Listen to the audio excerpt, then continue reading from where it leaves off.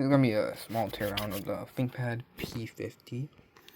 It has a Intel i7 6th gen, I believe.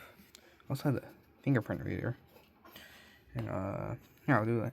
So, first you want to unscrew these. Alright, then once you get these off, you should see 2 NVMe slots in this, like, SATA spot. You would have this little cable. Like that. You're gonna need it. Sometimes it's weird. Alright then, yeah. So you can just put a 2.5-inch SATA drive or SSD and 2 RAM slots. I have 60 gigs in total right now. I already talked about that. You also can put a SATA, that SATA adapter right here. I could probably take these out.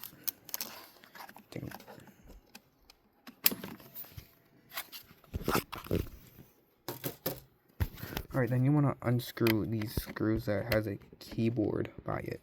Then once you do that, you want to flip over to the side of the keyboard. And you want to push it up like that way. You can easily just grab it like that. And there's 2 ribbon cables that you just unplug.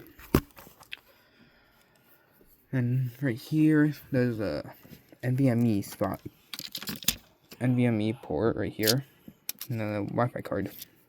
And under this little like shield, come on, off screw. You have 2 RAM slots. Alright, let's switch this back on. Also have 2 fans right here, one right here, and another right here.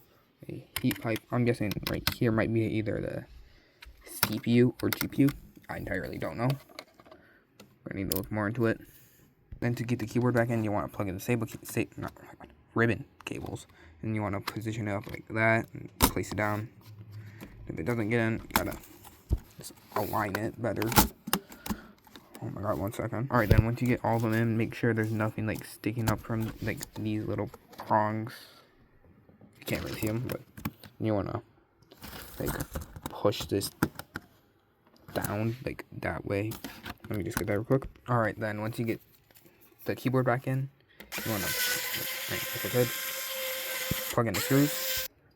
Alright, so you do the keyboard screws first, then you want to put this back plate on, and put the cover screws on, and here's the battery. And put the battery in correctly, and boom, not boom, you're done.